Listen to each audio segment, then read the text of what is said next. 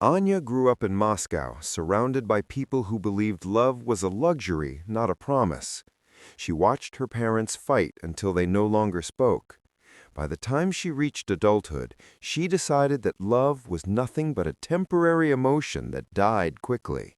She buried herself in work, kept her heart locked, and told everyone that romance was a story for movies, not real life. Her friend Mila often tried to convince her that love was still real, but Anya always answered with a cold smile. She repeated the same words: "People lie. Love ends. I'm better alone." But deep inside, she sometimes felt a small emptiness she could not name. She ignored it every time, believing life was safer without hope, without trust, without love. Anya took a business trip to Manila after being assigned to lead a new software project. She expected heat, noise, traffic, and nothing more. But from the moment she stepped out of the airport, she felt something strange, an energy she couldn't explain. Everything seemed alive, colorful, and warm in a way Russia never was. While she waited for her hotel shuttle, a man approached her after noticing she looked confused with her luggage tags. His name was Rico. He had kind eyes and a smile that felt too natural, too open, and too honest. Anya didn't trust smiles. Still, something in her chest shifted the moment she saw him. Rico helped her find her shuttle and even carried one of her bags without being asked. He spoke gently, as if he didn't want to scare her. For the first time in years, she felt someone was kind to her without expecting anything in return. It confused her deeply. She kept asking herself why a stranger would care. Before she left, Rico bowed slightly and said, "Ma'am, welcome to the Philippines. I hope you enjoy our country." His sincerity hit her harder than she expected. That night, Anya lay in her hotel bed thinking about his voice, his tone, and the truth she felt behind his words. The next morning, Anya rushed to a cafe before work, only to see Rico again. It seemed unbelievable, yet he stood there smiling as if fate arranged the moment. He told her he worked nearby, and she felt a strange comfort she couldn't explain. They talked for the first time, really talked. Rico shared small stories about his life, his simple home, his grandmother, and his love for helping people. Anya found herself opening up in ways she never imagined. She told him about Russia, about her work, and a little bit about her childhood pains. Rico listened without judgment, and that alone felt new to her. Day by day, Anya found excuses to pass by the cafe. She told herself she was only buying coffee, but her heart knew she was searching for his smile.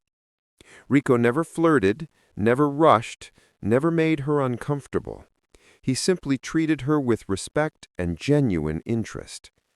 Anya felt her frozen heart begin to thaw, but she didn't know what to do with the strange warmth growing inside her. Love was dangerous. Love was painful. She feared it with her whole being. Yet every time Rico said her name, she felt safe. One weekend, Rico invited her to his home to meet his grandmother, Lola Pilar. Anya hesitated, but her curiosity won. When they arrived, Lola Pilar greeted her with a hug that smelled like old memories and warm kitchens. For the first time, she felt a family welcome that wasn't fake or heavy.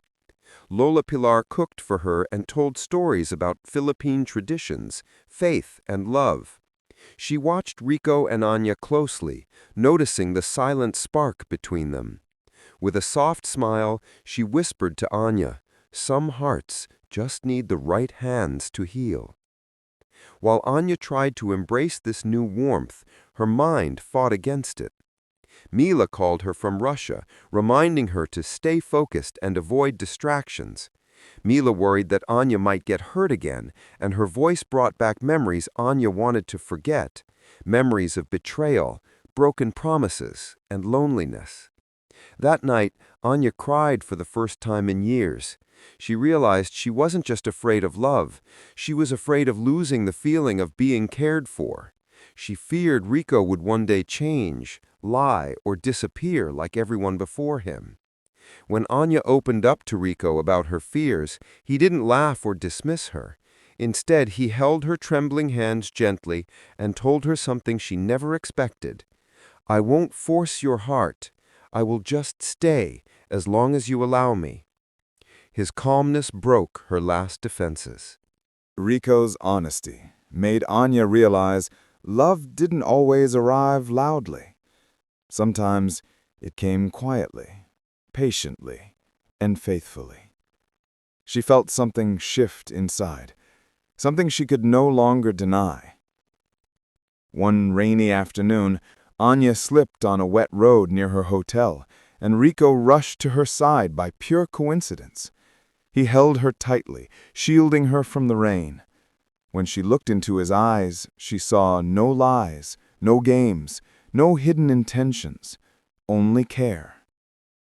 In that moment, she understood. She wasn't falling in love. She had already fallen, and it terrified her. But the fear no longer stopped her. Instead, it guided her to something she knew she needed: truth. Anya went to Rico's home again, this time without fear, without hesitation. She stood before him and told him something she never thought she'd say. "I want to try. I want to learn love again, with you." Rico didn't answer with words. He simply embraced her, careful, yet full of emotion. Lola Pilar wiped her eyes in the background, whispering a small prayer of gratitude. Even Mila, after hearing Anya's voice over the phone, knew her friend had finally found what she deserved: peace. Weeks passed, and Anya found herself changing. She laughed easily, trusted deeper, and felt lighter. She learned to appreciate simple joys: street food, sunsets, jeepney rides, and conversations with Rico that lasted for hours. Sitting beside Rico one quiet evening, she finally whispered, "I was wrong. Love does exist." Rico smiled, holding her hand tightly as they watched the city lights. And for the first time in her life, Anya believed in something she once rejected: true, gentle, Filipino love.